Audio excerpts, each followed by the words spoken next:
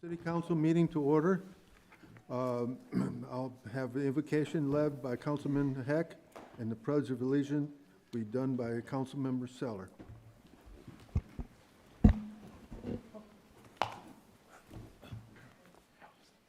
Heavenly Father, thank you for bringing us here this evening. Thank you as well for giving us this opportunity to discuss city business. We ask that you give the mayor, council, and city staff wisdom and clarity as we contemplate the issues before us and that affect the residents of this great city. We ask your watchful hand over the men and women who serve in our military, our law enforcement, along with our first responders. We are exceedingly grateful for their service. Thank you as well for the many freedoms that we enjoy in this country. In your holy name, amen. Amen. Amen.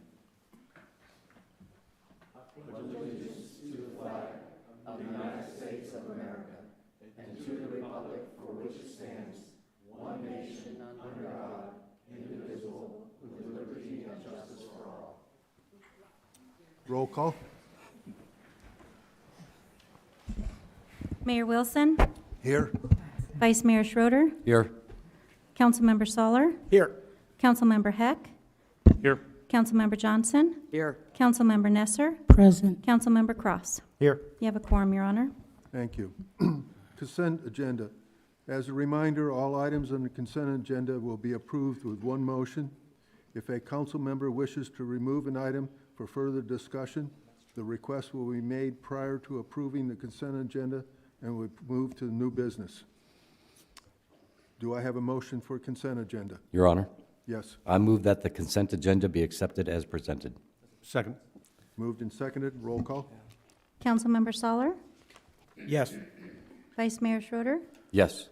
Councilmember Nesser, Yes. Councilmember Cross, Yes. Councilmember Heck, Yes. Councilmember Johnson, Yes. Mayor Wilson. Yes. Motion passes. All right, before we get started, I wanted to recognize that we have a Boy Scout troop, 380, from the Mesa Lost Dutchman troop, which is just east of us out here. And we got two young individuals that is working on their citizenship in the community awards. Welcome. Regional intergovernment updates. Do I have any updates from the council? Your Honor? Yes. Had the opportunity last week, or earlier this week actually, to join the mayor, council member Cross, and myself, and we went to a lunch and learn at EVIT, East Valley Institute of Technology. It was an exceedingly helpful and very informative time. I've known about EVIT for years, but I had no idea the number of programs they offer. They offer actually 42 programs for high school students, and they offer like 18 for adults. And it's remarkable. I mean, they provide a wonderful alternative to some youth who are maybe not ready for college or maybe don't necessarily want to go to college. This is an opportunity to do that or to work toward an associate degree. I would encourage you, if you have or know of young people who seem to be kind of struggling a little bit, give them the opportunity to go to EVIT or talk to some folks. And they actually have a branch right in the HA High School where they provide, I think, 3 or 4 programs. It was amazing. I was really, truly impressed with the program they have. Your Honor, Yes. I'd like to add to that as well.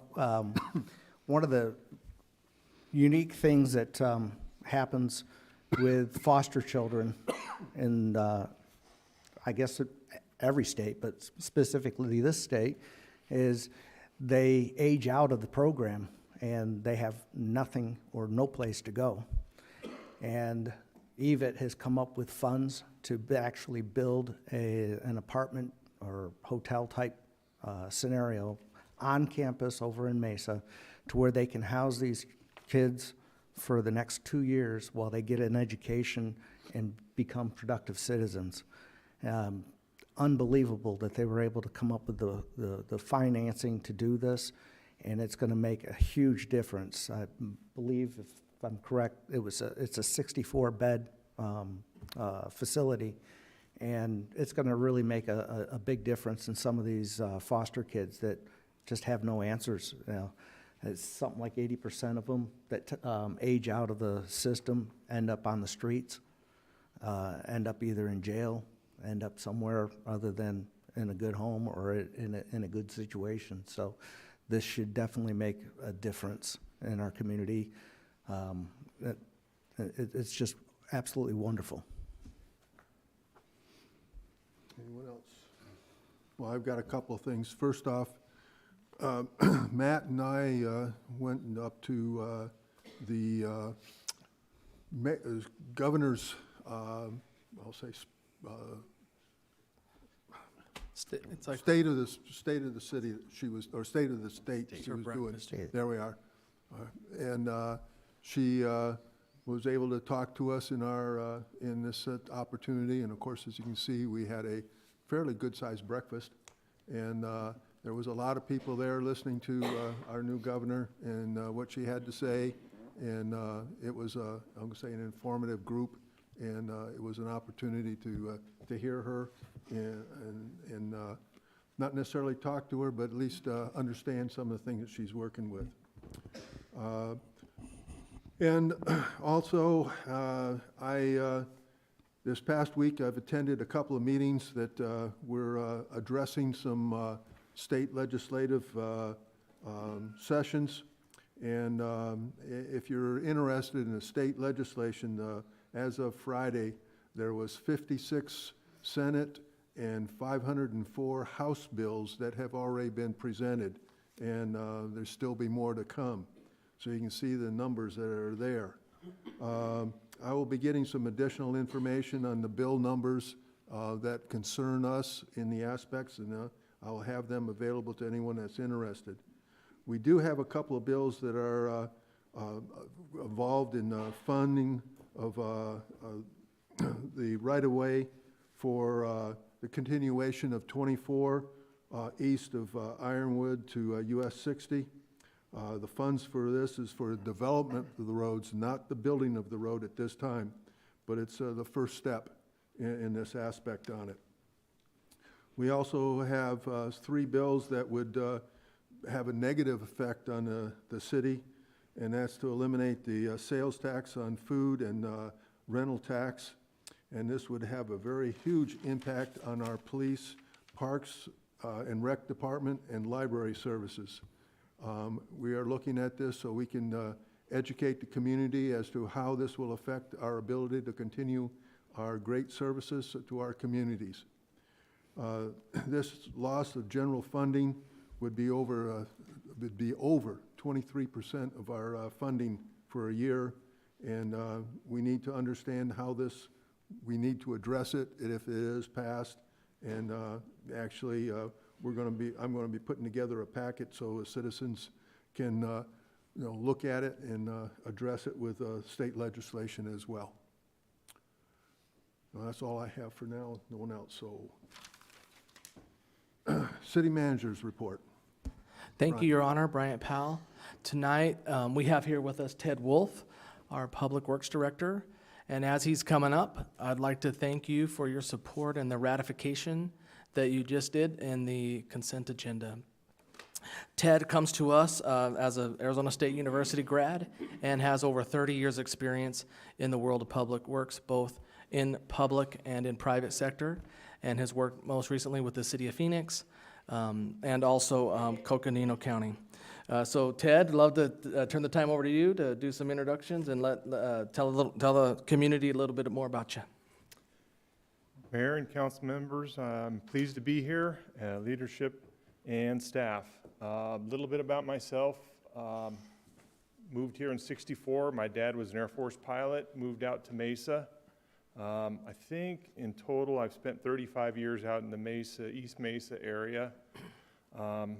Graduated college, got into heavy civil construction, building dams, bridges, highways, did that for a number of years. Decided to make a lifestyle change because I started a family. Went to work for ADOT up in Flagstaff and oversaw projects for them. Wanting more career growth, I got a job with Coconino County Public Works and oversaw their street maintenance for about 12 years. I'm glad I'm not there right now because they have 20 inches of snow, and I would have been in the middle of it. Went through a couple federal disasters in my career stint there at Coconino County, flooding. I learned a lot about emergency management firsthand. From there, I went to Pinal County, and I was there for about a year, and then MCDOT, Maricopa County Department of Transportation. I retired from there in 2019. I enjoyed my career. I was happily living in Flagstaff, but I have a daughter with a health condition, and that brought me out of retirement. I got a job there with the city of Phoenix, but I decided to make another change, and here I am. So far, I've liked what I've seen here at the city, and I'm excited about being here. So 2 weeks already? Or just a week? Yeah, 5 days. 5 days. Well, 2 welcome. weeks and 5 days? 2 weeks and 5 days, yeah, one week and one. Seems like 2 weeks. Well, welcome. Thank you. Yeah, welcome. All right. Tonight, Mayor, for the next item on the agenda, Kevin Cambrick, our auditor, is sick and not able to make it. So he will be on the agenda in 2 weeks to come and present and bring us up to date on the auditor, information on the most recent audit. And then I'd like to turn the time over to Mr. Bravo for a report of current events. Good evening, Mayor, members of the City Council. Al Bravo, Public Information Officer for the City of Apache Junction. And if you're wanting to learn a little bit more about Mr. Wolf, you will see him on the front page, the home page of our city website at www.apachejunction.az.gov, as we will have his announcement posted on there first thing in the morning. Just a couple of really quick announcements. Everybody should be aware that in just a couple weeks, we will be having our annual State of the City event over at the Performing Arts Center at Apache Junction High School, corner of Ironwood and Southern. We're going to open the gates at 6 o'clock, and the program will start at 6:30. We hope you can join us. Everyone is welcome. Learn a little bit more about the city. I wanted to let everybody know that we just started our latest edition of the Citizen Leadership Institute, which of course is our citizens leadership course that folks in the community and throughout the community are welcome to take part in. We actually have a group of over 20 students, and right now I have 23 signed up, which is probably the biggest class I've dealt with in the 7 years I've been with the city. And it is a great, of course, opportunity for everybody to learn more about the municipality, how municipal government works, how our particular municipal government works in the different departments, and is, of course, a great way to start if you have any intentions on wanting to serve your community in some way, shape, or form, whether it's in a nonprofit, as a volunteer, as an auxiliary member, for example, in the police department, as a volunteer for one of our departments, or even working on or volunteering on one of our city boards or commissions. And from there, who knows what can happen as I look through our group here and know that several of you have served on our boards and commissions, and of course now are on our city council. So really looking forward, excuse me, really looking forward to this class. It's a very interesting group.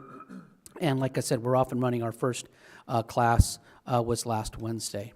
I also wanted to make sure everybody was aware that the city has started a new newsletter right before the holiday. It is a weekly newsletter that we put out on Thursdays. On council meeting weeks, we do a little recap of the city council meeting, and on other weeks, we do updates on what's going on around the city. You can sign up for that newsletter at apachejunction.az.gov/newsletter, and that way you get up to date to everything that's going on in the city. And those are your announcements for January the 17th to 2023. AL, Yeah. when's the next meeting for the CLI? The next CLI will be next Wednesday. It's every other Wednesday. It's the Wednesdays that are not council meeting weeks. There are 8 classes, and that includes the State of the City. We invite all of our students to take part in the State What time of the did City. it start out? What time? 6:30. 6:30. 6:30 in the evening. Right here. Right here in the council chambers. Thank you. Oh, okay. Your Honor, just one last item of news, and I'm very happy to report in the library department, they received a grant in an amount of $25,000. It's called the Glenn Perkins Educational Foundation, and we received that before, but this year it's $25,000, and the library will plan to use the funds to purchase 20 public computers that are nearing end of life. And that concludes my report. Okay, thank you. Okay, public hearings, consideration of proposed rezoning of 4 parcels located in the northeast corner of Southern Avenue and Coconino Drive. Your Thank you, Honor- Mr. Mayor, Vice Excuse me, Mayor. Your Honor, Yes, I need to recuse myself on this because I participated in planning and zoning. okay. Radios? We'll come get you. Rudy? Thank you, Mr. Mayor, Vice Mayor, members of the council, ladies and gentlemen. I'm Rudy Esquivias. I'm the Development Services Director. Mr. Mayor, I just found out prior to this meeting that the next agenda item, as it appears on your agenda, has one omission, and that is the ordinance that pertains to the rezoning case. Erica, this is an advertised public hearing. It was duly advertised, duly posted. Erica, because it is an advertised public hearing, should do her presentation. However, Joel might advise us to continue the item because the agenda item, once again, missing the ordinance number, I don't know, maybe an issue with public hearing law or something to that effect. I apologize to the council, apologize to the applicants. It was my department. I take responsibility for it. And, you know, this unfortunately would postpone the item, if you choose to postpone it, until your meeting of February 7th. Do you have Okay. questions for me, sir? Since this is a public hearing, do we want to continue on with this and talk? Yes, continue on, Okay, and then if you do want to continue it to the next February date, which would be February 7th, and that would be a public hearing. And All Mr. right. Mayor, I'd recommend we go ahead and have Erica come up and give the presentation as Rudy recommended, yeah, before Okay, the Eric? public hearing. Erica?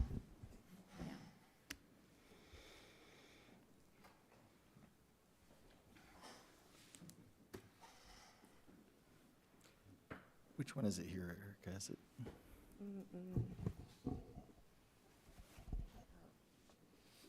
Okay, it's on the desktop.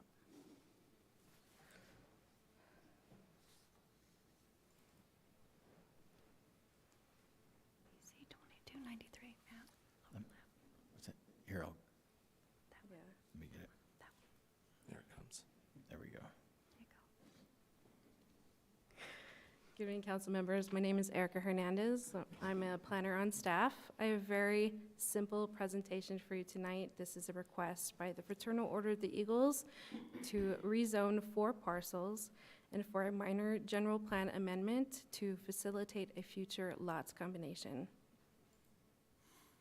We can see that these parcels are generally located on the northeast corner of Coconino Drive and Southern Avenue. The current zoning is B1 and B5 PD, and the proposed zoning is for B1 PD. As you know, rezonings are a public process. They require public input. A sign was posted at the site. Notices were sent out to property owners 300 feet around the subject site, and the case was advertised in the newspaper. A neighborhood meeting was held on May 18th. There were no concerns, and the residents were generally supportive of the case. Staff also met with 3 residents at the counter, and the residents that came to the counter were generally supportive as well. Due to the simplicity of this case, staff and Planning and Zoning Commission recommend approval for P-22-93-PZ, subject to the conditions of approval found in the staff report.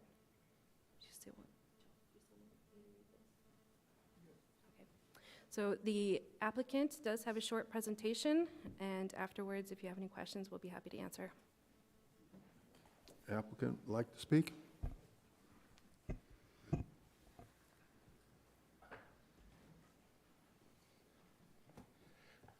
Good evening, Mayor Wilson and the council. My name is Mike Reed. I'm a trustee for the Lost Dutchman Area 3850 of Apache Junction and the Fraternal Order of Eagles State Officer. Lost Dutchman Eagles has been a part of this Apache Junction area since the mid-1980s, have been active in supporting many of your local charities and national charities, which the Eagles supports. Each year, we volunteer to man the gates at the annual Lost Dutchman's Rodeo, and the money that we receive from that all goes back to children's charities, which we spend a lot at the high school. We gave a bunch of money for their lunches and stuff like that. So we do a lot of that kind of stuff in the community. When I became president 5 years ago, I vowed to move this area into the future, and part of that future is expansion and growing. The rezoning that we're requesting will allow us to utilize the property and purchased and help us to grow and move into the future. I thank you for your time and consideration of this project. Thank you very much. Okay. Public hearing, would anyone like to speak on this item? Don't everyone rush up in a hurry? Well, seeing none, I'll close the public hearing. Tess, would you like to make a continuation of this? You want to do discussion? You need discussion? Okay. Guess not because. No one? Okay. Are you So gonna is this, say yeah, well, no, is this something do we have to continue this? No. I mean, can we It's just, a policy decision. Well, Mr. City Manager, there is a legal requirement that the agenda be complete, and we've always done it in the past, always listed ordinances, and in this case, it did not say presentation discussion on ordinance number 1352. So that's the problem. And I think it's recommended that you continue it 2 weeks. I think the applicants are okay with that. It's not ideal, but 2 weeks. If you want to be if you want to be perfect on the legal requirement, I suggest you continue it. okay. Your Honor, I move that rezoning case P-22-93-PZ be continued to the February 7th, 2023 meeting. Second. Moved and seconded, roll call. Councilmember Nesser, Yes. Councilmember Johnson, Yes. Councilmember Heck, Yes. Councilmember Soller, Yes. Vice Mayor Schroeder, Yes. Mayor Wilson. Yes. Motion passes. Okay, want to call Mr.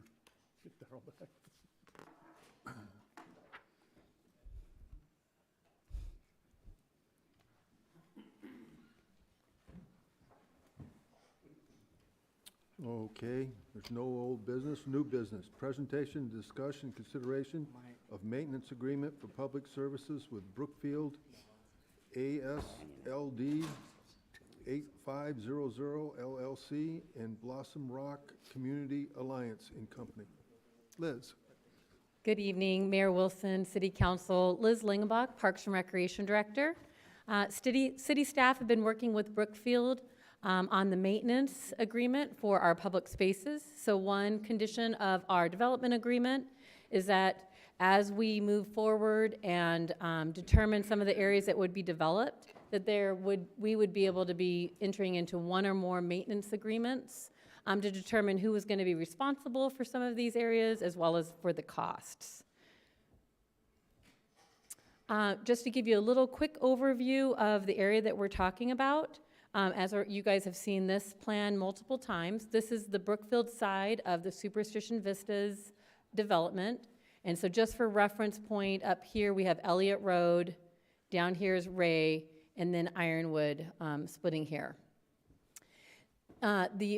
All of our original planning of parks, both public as well as private spaces in this area, have kind of followed this path, and again, you've seen it several times, but just to kind of share briefly, it has been divided into several different district parks that would become public spaces that would be turned over, once they were developed, turned over to the city as a public park that all of our city residents could utilize. In addition to these 3 district parks that would be public, there are also a number of private parks that are throughout the development that are for the residents that live there and that are paid for by those residents. So this is more for reference.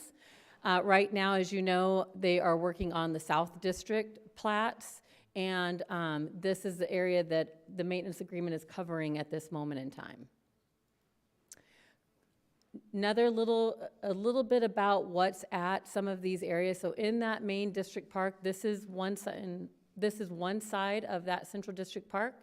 It is proposed to have a public lake that will have fishing. We'll have a great walking path that's around it. An adventure playground, parking, restrooms, ramadas, those typical things that are at our parks. This adventure playground is awesome. It's just a really step up from anything that we've had or seen before.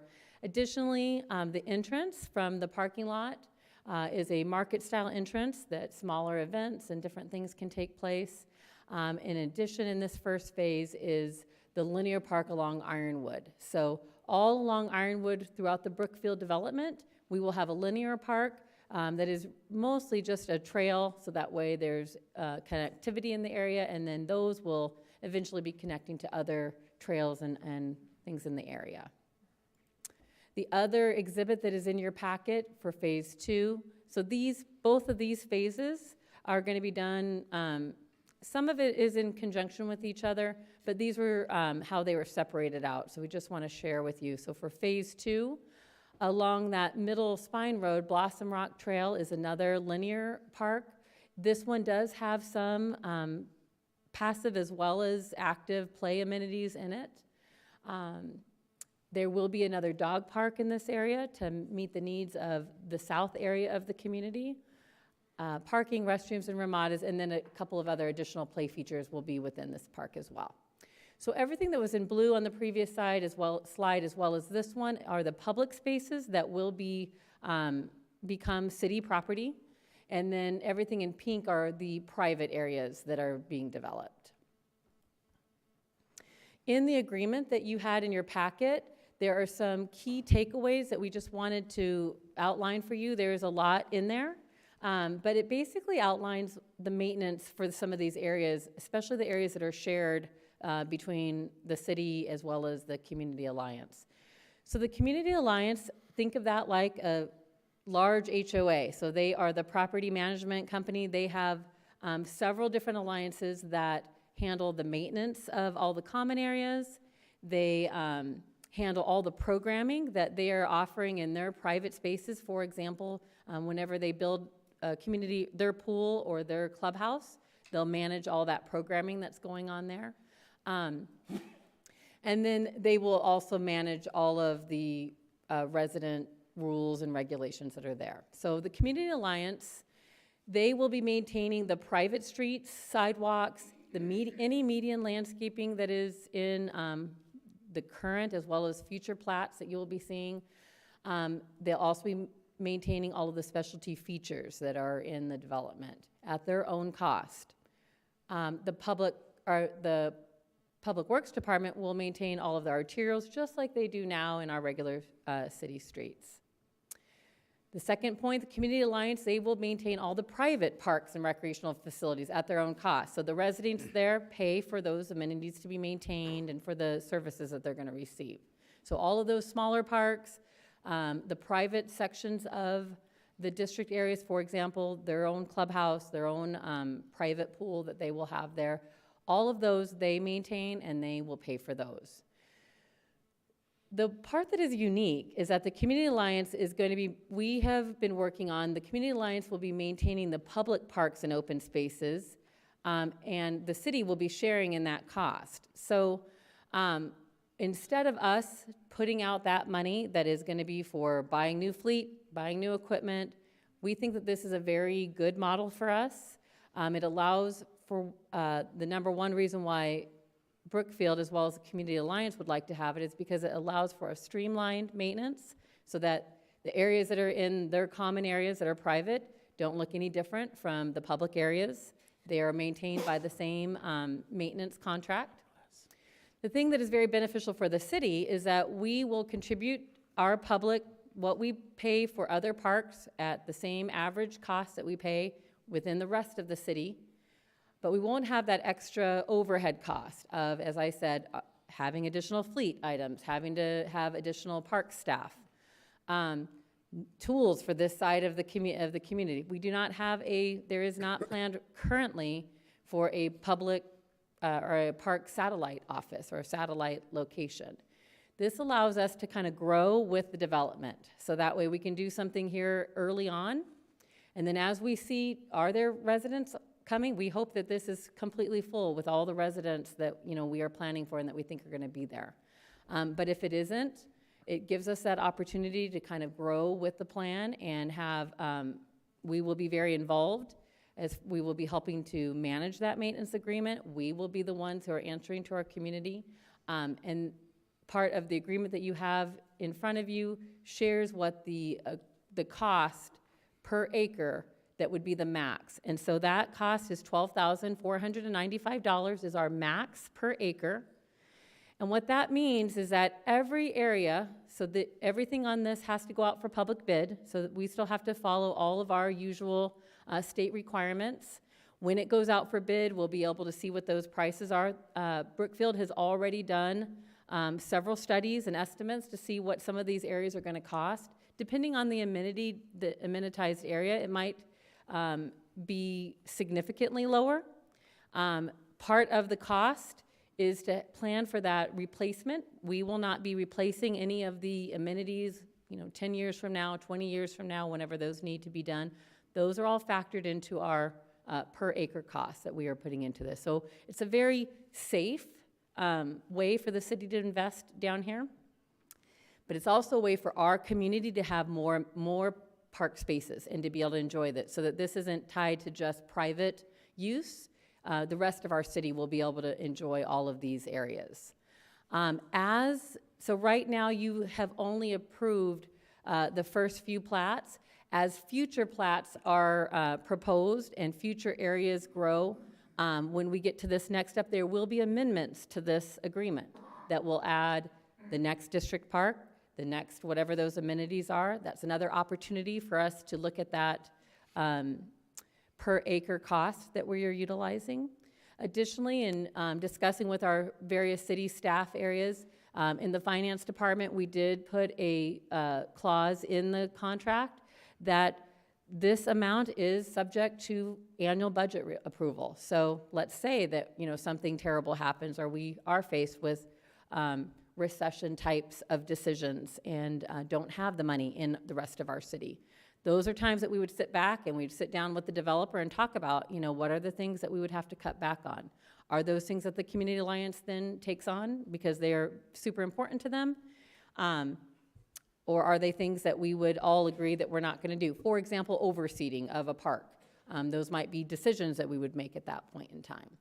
So it kind of gives us, so this agreement gives us a lot of, I would say, a little bit of assurance that we can manage this, and as we grow and as it comes, that we can kind of manage what those amenities are going to look like, whether we can afford them, whether they're worth that. The other really important thing that I mentioned before is that it is a max, so we won't be spending more than that amount, and we'd have to go back and really reconsider that if that were the case. At this time, Paul Lillis is here with us. He is the manager of the project for Superstition Vistas. He can help answer questions if there's any questions that you might have that I don't have all the answers to. Mike Weaver, our former Public Works Director, was heavily involved in the portions that were related to streets and sidewalks. So if there's something in that area that I'm not 100% sure on, we do have others that can kind of answer those questions as we get Ted up to speed on some of these different areas. But at this time, we're happy to answer any questions and see if there's any other things that we can share with you. Any questions? Yes, Your Honor. Your Honor. Yes. Go ahead. Liz Yes, disappeared for a second. I know. This is kind of new waters for us because of the new development. Did we look at any sort of background? Is 12,000 plus per acre, is that the norm? Is that just something that is like a normal price for something along these lines? Great question, Vice Mayor. Yeah, so we have been discussing this model for about a year, well, since the development agreement was first underway. And we did reach out, so City of Mesa, we actually modeled our agreement after the agreement that they have with Brookfield and used their pricing. So their pricing at the time was 20 years ago. So I have been in a lot of contact with the City of Mesa and what that per acre cost is. We actually utilized what our real live last 3 years worth of park costs, including some of the capital replacements that we've had to do. And so we feel that's a very good conservative number, that it's nothing above that, and it's definitely within the range of other areas.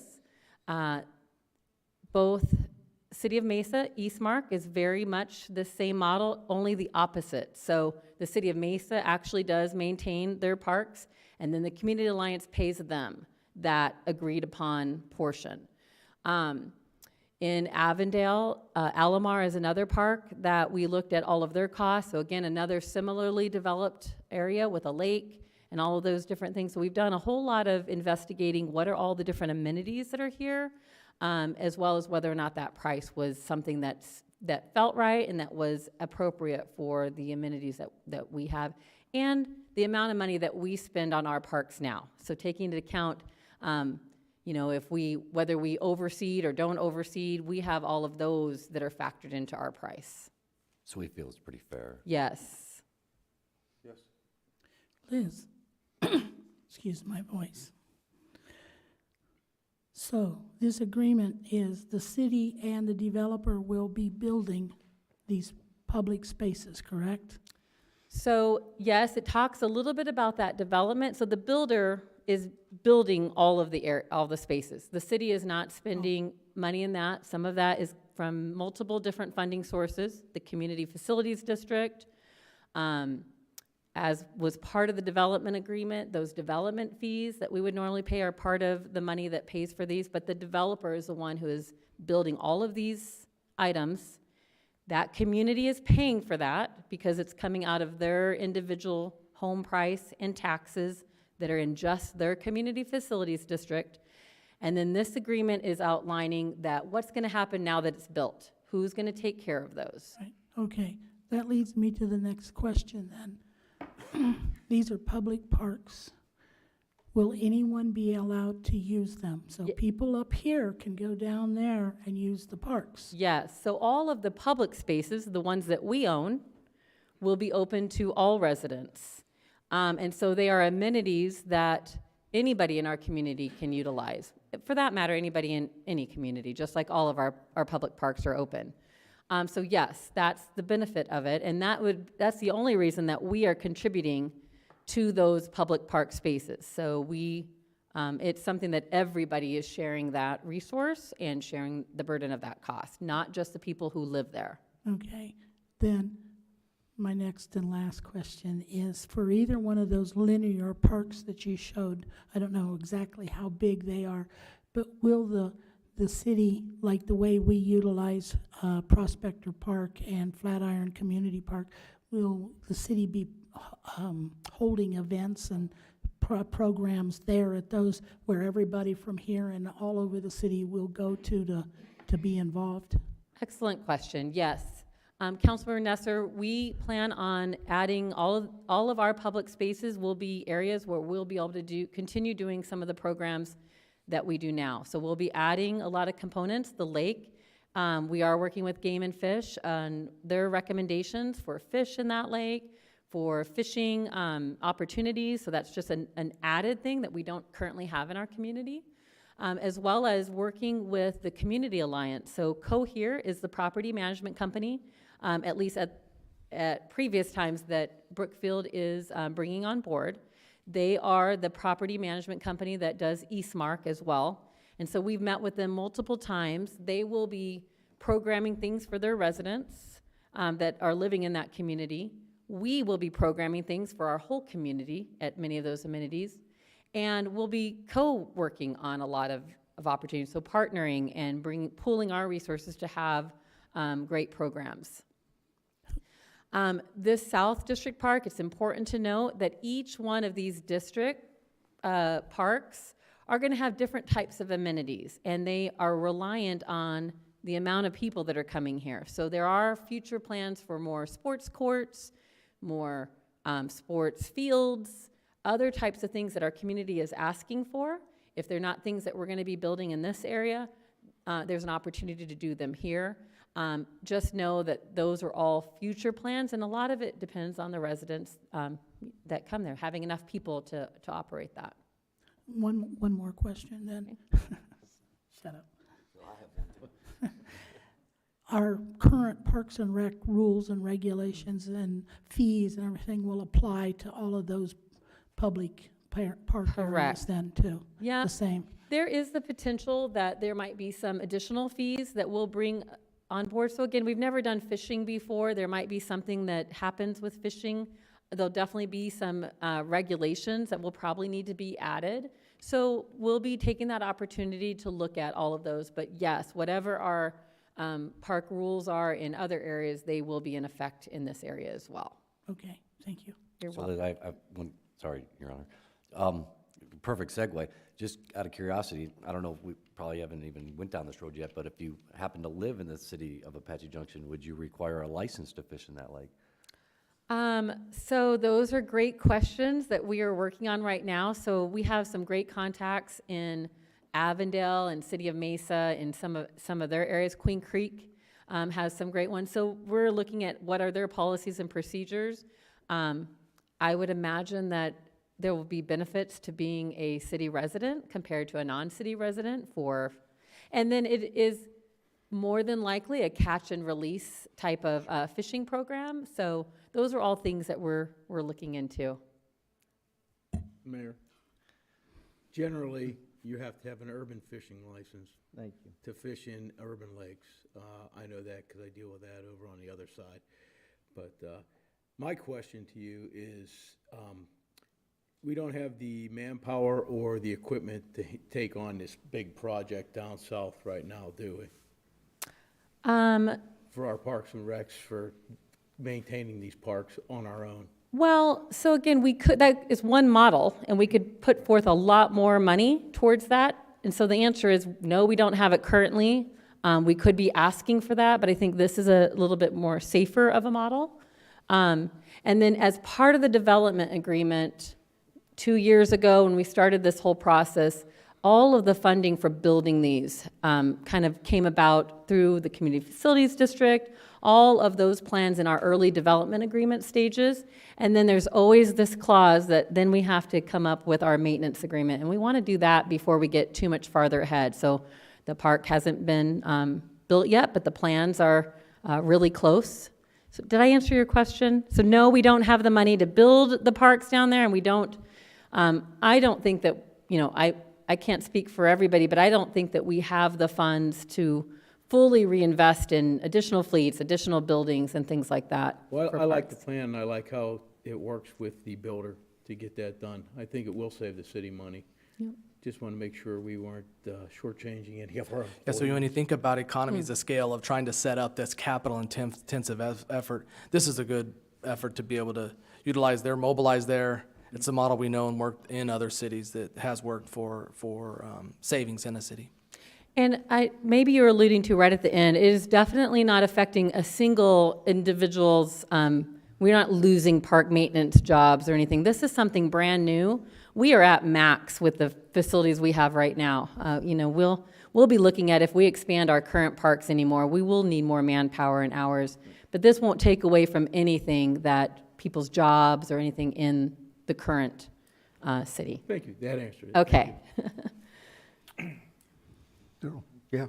So, how big is that adventure park and the lake itself? I knew you were going to ask me tough questions. I thought, I don't know if Paul knows offhand, I might have it back there.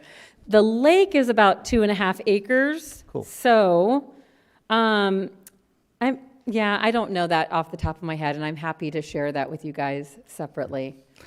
Another question regarding the draft that you've provided. Is that the final draft? No, this is the final draft. It is actually executed and ready, but that's how they work, how it works. And so if there are things that you feel are, as a group, need to be readdressed, that's what today is about. Does spelling count? You can tell me about there will be other amendments. So yes, if you have spelling things, please share with us. Now or later? You can share it right now would be best, right? Okay. Sure, let me know that one. Page 6, item number 5. The last sentence has 2 errors. Shall commence repair within said 30. Tell me what you are picking and I will highlight it. Are you on page 6? Yep, Item 5? item 5, Go to the very last sentence. okay? It says within said 30 days. It just says within said 30, We're period. missing the word days, And then if you continue on, the word repair. repair is Dang it, needing Liz. a little vowel in there. Okay. Missing an A. Good catch. So for the next, if it doesn't change the, I don't think it changed. then we can make sure we catch that on the next amendment. Yeah. But thank you. Okay. There's so many. It's hard. So When many you have, eyes. there's a lot of I detail know. in that, and for whatever reason, that one jumped at me, and it's like, ooh, wait. Thank you. Well, if I could, we could also change it and have it re-signed. We could do that too. That's not a problem. I figured the word repair is not too big of an issue, but the 30-day might, because that's more of a specific. Developer shall also repair all of the improvements in 30 calendar days. Just 30 date. days, So it says it days is what twice in the so it sentence. says it right above. And so it might not change it. I'm just going to suggest this, Joel. You can tell me if I'm wrong. But this line above it is sharing that it's completed within 30 days. Then developer shall commence repair within said 30. So it doesn't, so I think it's captured already there. Yeah. I think But so. if it's not, I'm happy to do whatever you suggest. We have plenty of time, so, I think you should change it. okay. I don't think so. I don't think anybody's gonna miss that. Anyone else? Oh, yeah, one last thing. Great job. Thank you. You guys are Thank you. doing I really, definitely, really I am good. just the presenter. I definitely cannot but- take credit for all the work on it. There's a lot of detail there, and it looks like you've spent a lot of time with it, so. The team definitely did. Thank you. Great job, Liz. And then tonight, it is on here for either consideration tonight or to bring it back to your February meeting. So Yeah, it's up to you all. it's completely up to you guys. It's on there in any way that works for you. Okay, do we have any more discussion from council? Do I have a motion and a second? Your Honor, Yes. I move that the maintenance agreement for public services with Brookfield ASLD 8500 LLC and Blossom Rock Community Alliance Incorporated be approved. Second. Moved and seconded, roll call? Councilmember Soller? Yes. Councilmember Nesser? Yes. Councilmember Cross? Yes. Councilmember Johnson? Yes. Vice Mayor Schroeder? Yes. Councilmember Heck? Yes. Mayor Wilson? Yes. Motion passes, Your Honor. Thank you. Okay, presentation, and discussion, consideration of a construction agreement with Versus Engineering for Haven Hollow roadways improvements. Oh, okay. All right. This one first? Yes. That one's That one.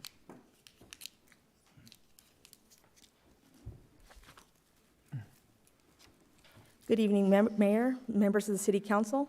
Raquel Schatz, Public Works Project Engineer, here to discuss a construction agreement between the City of Apache Junction and Vices Engineering Construction for a roadway improvement project in the Haven Hollow subdivision. A quick background. We've started this project since 2013, which is why you'll see a project number saying PWC 2013.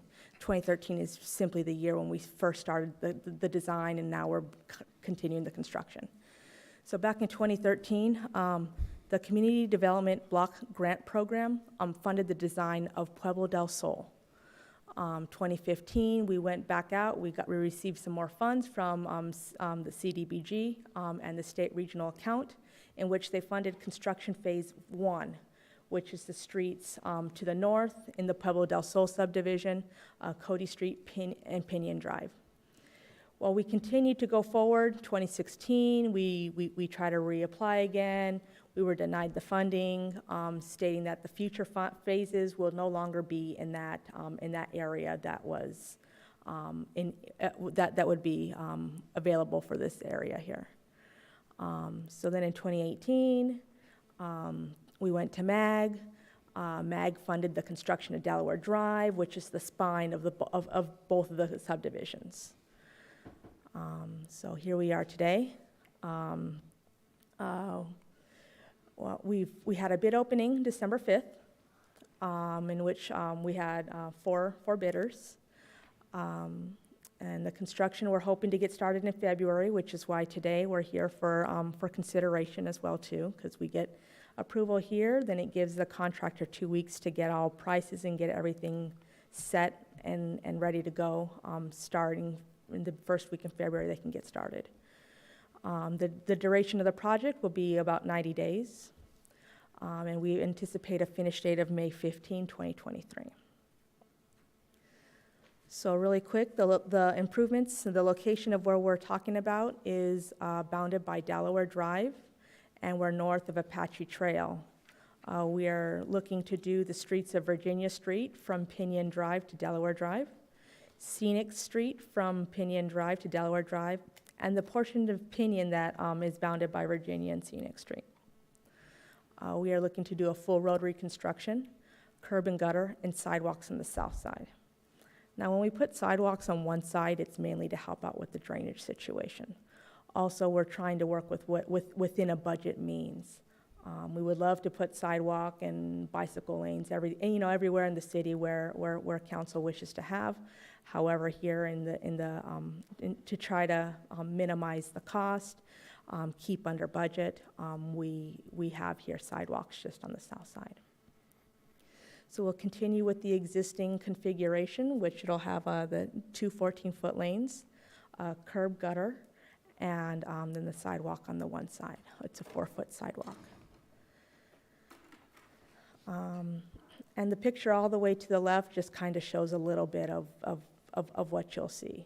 You see Delaware Drive where it has a storm drain in it, and it'll be like that bold dotted line, that's a storm drain. So everything that'll be collected will get pushed into there, and that's the portion there that was just funded a little while ago by MAG. So we've been doing a lot of the prep work already. This is just one of the streets, one of the few streets that we have left in this area that the city is looking to finish and continue. So as I mentioned, we received 4 bids, all in the range between our lowest bid was $795,000 and the highest bid we received was $1.1 million. Using the base bid, the minimum bid of $795,000, we had a 10% contingency. Contingency is for unforeseen incidents that happens during the project. You know, we may need to, in some cases, maybe jog a sidewalk. That we may have missed a mailbox. We may need to realign something. Just something that was not caught in the design that the contractors caught out in the field. So we typically add a 10% contingency to all these construction projects. So with the base bid and the contingency, we are looking at a total estimated project cost of $874,500. And so this construction agreement with Vice's Engineering Construction, Inc. is not to exceed this $874,500. Kind of went through that a little bit quick. Do you guys have any questions? Go ahead. Yes. I just have one short question. Over on your first page, just a curiosity question. You said the bid opening was December of 2021. Are these bids a year old? No, my apologies. It should have been 2022. Okay. So we were kind of like really trying to push this, and we wanted to get into council a little sooner, just some of the, you know. Okay, just wanted to make sure those figures you're showing me, are they gonna be able to do the job if they're year-old bids? No, and that's the reason why we need to get into this construction agreement as soon as possible, so that the bids that they have a certain amount of days that they're set for. Okay. So, Your next page. yes. Just for like the audience, people watching, can you explain the matrix of these streets with the individual? Yeah, so back in 2013, when we first started the design of it, it's actually 3 subdivisions. The top up there where you see the 3 top streets is Pueblo del Sol, and then the bottom 4 streets is divided into 2 subdivisions, Haven Hollow 1 and Haven Hollow 2. Well, knowing that future construction phases were only going to be, a maximum of $300,000 or, $400,000 that we were going to be able to receive as far as federal funding from the state. We made these into phases. So the first phase that we did is that bottom street of the top 3, the bottom one there, Cody, and then the short portion of Pinion there. We also did the little legs coming off of Cody Street. So that was back in 2015. That was $300,000. So like, for example, Virginia Street's got the circles, and the street below it has got kind of the diamond pattern. Yep. Can you explain those patterns? Are they Yeah. completed? So Virginia Street, that there with the diamonds, that was going to be one phase. So that one street back in 2013 was going to cost us $300,000. The next phase, where you see the half a portion of Scenic and then the portion of Pinion, the Pinion's going north and south. So you'll see where it says sheet 13 and sheet 20. That was also one phase. That phase right there was going to be $450,000. And so forth. So each of those different pattern designations were slated as different phases. So we try to make them as feasible as possible for us to continue to seek state aid in trying to construct these streets. Thank you. Your Honor? Yes. So just looking at the memo from the Public Works Department, so it says here that HERF is committed to funding the base bid and the contingency. So they're going to fund all of this, yeah? Correct. HERF has, we've budgeted this fiscal year $1.2 million to do this project. Okay. Simply because, like I mentioned before, after 2015, we were no longer, this site was no longer in the physical area of where CDBG and the state regional account limits of what they would fund. So yeah, so this We street, anticipated that that there would be funds from HERF that be available for this. That's right. Okay. Correct. We've been planning for this for a few years, yeah. Got it. yeah, so we've budgeted 1.2 million, and we came in about 800, a little over $800,000. So yeah. That's good. Good. Well done. Anyone else? No, good. Okay. So like I mentioned, today we came for a presentation discussion and consideration, simply so that we can get the contractors started. Their prices are set until, for a little while longer, so we can lock them in now, then we can have no issues, no problems, no delays, hopefully, and still be able to spend all the funding that we have in the current fiscal year. Your Honor, Yes. I'd like to make a motion. Okay. We'll have a motion. I move that the construction agreement with Visas Engineering Construction Incorporated for the Haven Hollow Roadway Improvement Project, number PWC 2013-10, in an amount not to exceed $874,500 for roadway construction, curb, gutter, and sidewalk installation be approved. Second. Moved and seconded. Roll call? Councilmember Heck, Yes. Councilmember Cross, Yes. Vice Mayor Schroeder, Yes. Councilmember Nesser, Yes. Councilmember Johnson, Yes. Councilmember Soller? Yes. Mayor Wilson? Yes. Motion passes, Your Honor. Okay, presentation, discussion of Resolution 22-25, extinguishment of Wagon Wheel Road Federal Patent Easement. Raquel. Yep. So this is a different type of resolution that I'm coming here forth with you guys. Many of you guys aren't knowing or have seen one of these roadway easement extinguishments come to council yet, so here's your chance. Happy New Year's, right? So once again, Raquel Schatz, Public Works, here to present a roadway easement extinguishment for Wagon Wheel Road. And when I say alignment, it means that if you were to continue a road all the way out, we're kind of like on a grid system, that's an alignment. It's not particularly a street yet, but it just carries out the roadway alignment all the way through there. So, Wagon Wheel Road alignment from Cactus Wren Street to Scenic Street. A quick background, back in 1938, even adjustments back in 1950, the federals, they've given us all these federal patent easements to the state, to the city, to the county, to give the city room for growth, to plan to for future roadway grids, to build our city. So these are called federal patent easements.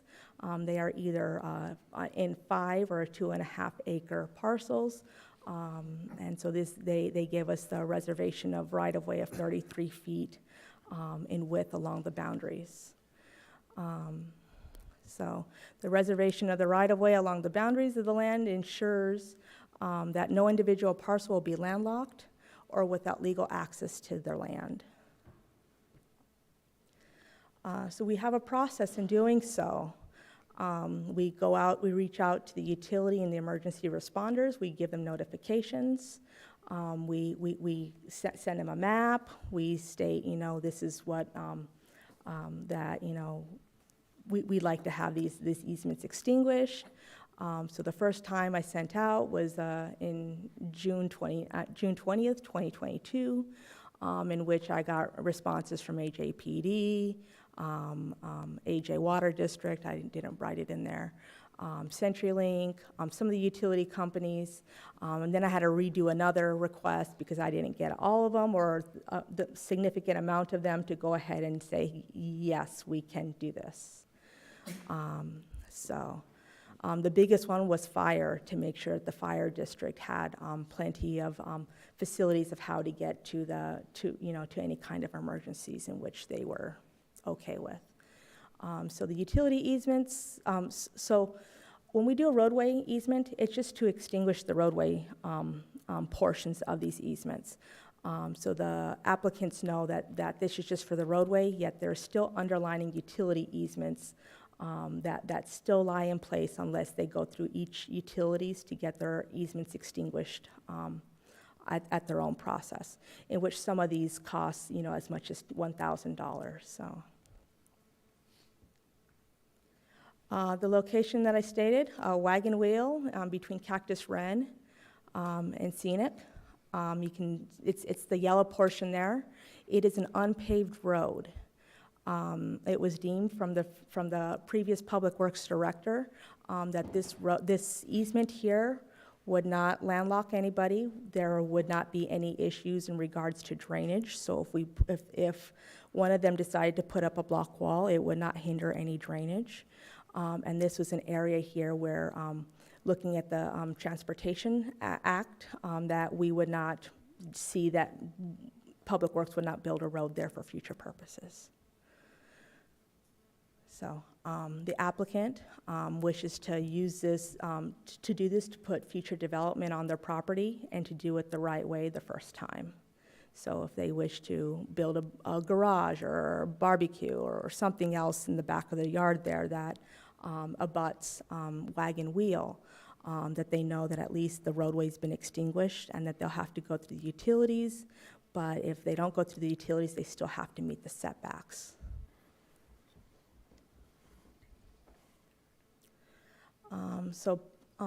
Public Works departments, we'll be back This item will be back on consent agenda on February 7th. Is there any questions? Starting this side. Any questions? Over here? No questions. All right, thank you very much. Thank you. Okay, council direction to staff. Direction to staff regarding details for the upcoming city council retreat. Bryant.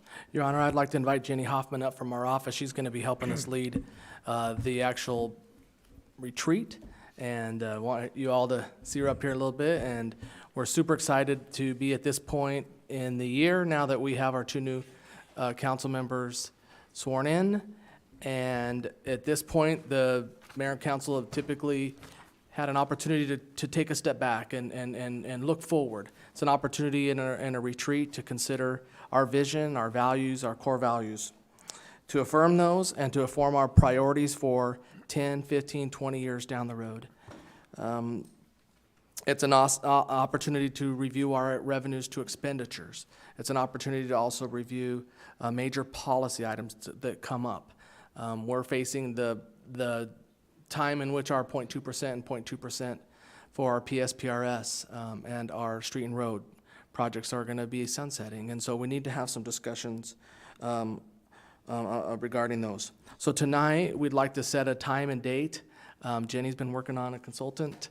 That's actually more of a facilitator. We'd like to have Evelyn come in. She did the discussion and led the retreat a couple years ago. We have worked with Central Arizona College here in town.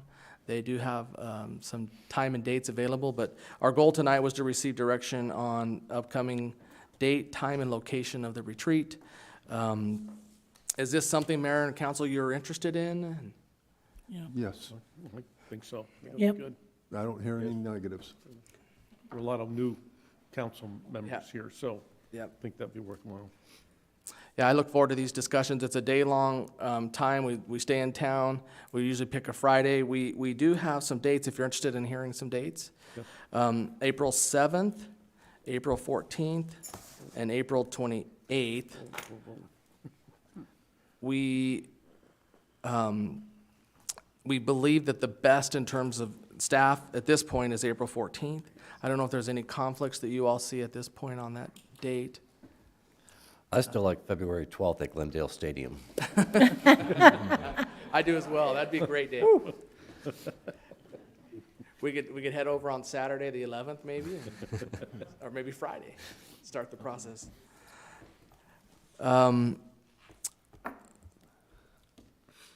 We typically take, like we said, all day on Friday. They have a great community room there that can fit all of us in our community to listen in on that discussion. It's typically like a work session. It's an agendized item that we put on there, and in the meantime, if this was, we were to move forward, we would start the process of getting, Jenny would start working with Evelyn to get her in touch with you all, start hearing priorities, and then it kind of just all comes together. So we're seeking direction. We hope that the 14th would work. We have a couple, Joel's gonna be gone on the 28th, but he said he'd stay back on that date. And the April 7th is Good Friday. Yeah. Might not be the best date. And so the 14th was what we were kind of leaning to, but didn't know. Anybody's out of town? If not, we can go into May. Okay, any discussion? Unless we're scrambling to get our taxes done, that'd be the Yeah. only problem. Yeah. Might be, yeah, they get it Or if I done. need to leave the country because I don't have my taxes done, that'd be the only problem. If I may, Your Honor. No, I'm okay. Bryant, are you looking for a start time as well? A start I time mean, would be a date, great. time, and Yeah, location, Jenny, if they do a motion. Recommendation, and so that, would you like that in the recommendation? We Need a typically motion. have brought in some lunch, and then we would figure out. And breakfast as well, so. started at 9 a.m. 9 a.m. So last time it was at 9 a.m. Your Honor, Yes. April 14th works great for me. Yeah, April 14th. I'm 14th? I'm good with 14th works for me. I can do 14th. Yep. Okay, we got And you a thumbs good up with for April 14th, so. I'm sure I'll be asking for it off, since I'm the one that works. We do it Saturday. Okay. I don't want to ruin a good Saturday. What's that? That's riding weather. Yeah, oh, that's good, right, that is great, right, yeah, it's a good time of year. It's the best time. So we need a motion on this. Yeah, so direction to staff. And then this is at the community college? Yes, it's, here at Superstition Mountain campus. Okay. So can I get a motion? Your Honor, Yes. I move that we establish the date of Friday, April 14th, from 9 a.m. to 5 p.m. For the City Council retreat to be held at the Central Arizona College campus. Second. 9 a.m.? 9 a.m., yes. Okay, moved and seconded. Roll call? Councilmember Cross? Yes. Councilmember Heck? Yes. Councilmember Johnson? Yes. Vice Mayor Schroeder? Yes. Councilmember Nesser? Yes. Councilmember Soller? Yes. Mayor Wilson? Yes. Motion passes, Your Honor. Okay, thank you. Call to the public. I'd like to remind everyone that the call to the public is a courtesy and not required by law. It's a time for the public to express requests, communications, comments, and suggestions. Excuse me. Requests to speak forms must have been completed and handed to the city clerk before the end of the city manager's report. All issues will be presented in a professional manner without personal attacks. Underneath the open meeting law, the council cannot engage in a discussion on the issues presented, but may respond to criticism and may direct the staff to follow up with the speaker directly or place the matter on future agenda. There's a 3-minute limit for each speaker, and I have 3. Andrew Meek.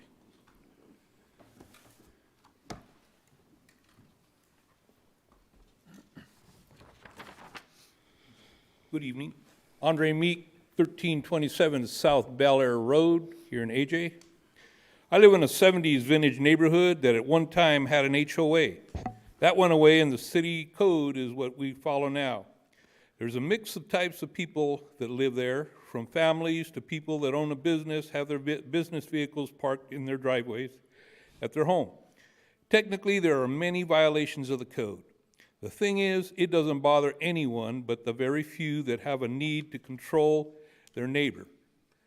Once a complaint is made, code enforcement will come out and attempt to rectify the situation. It doesn't matter if the status quo is most neighbors have some kind of violations. None but the complaint are addressed. I think it's time to review the code restrictions and ease up on some of the regulations that do not fit the changes of the neighborhood has gone through over the years. I also feel that some kind of peer review of the complaint be offered to decide if the perceived violation is out of the accepted practice of the neighborhood. Thank you. Thank you. Kathleen Meek.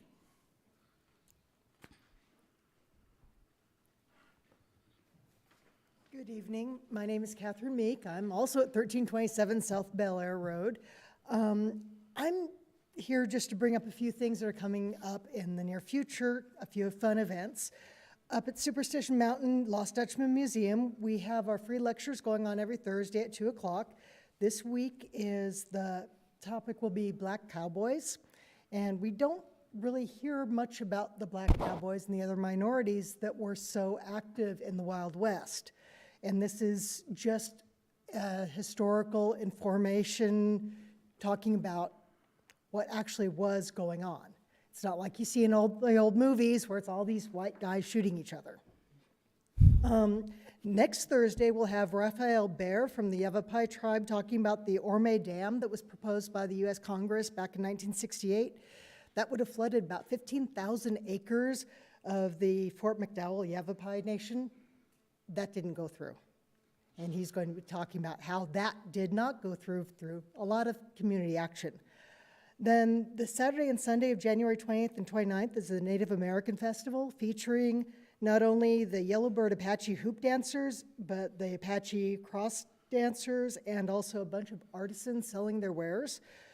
The admission is $10 that one day, or those 2 days, $10 per day. The event is going from 9 to 4 each day.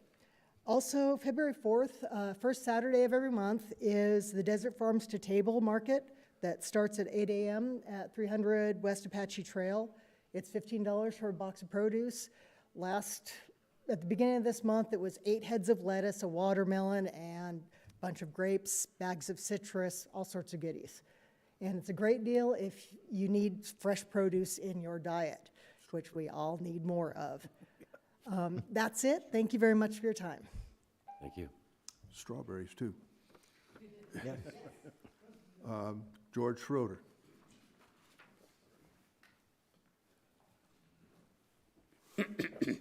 Miss me, did you? My night to shine, right? I'm happy for my community. Glad to take the thank you for my community and finally getting the streets done and this far.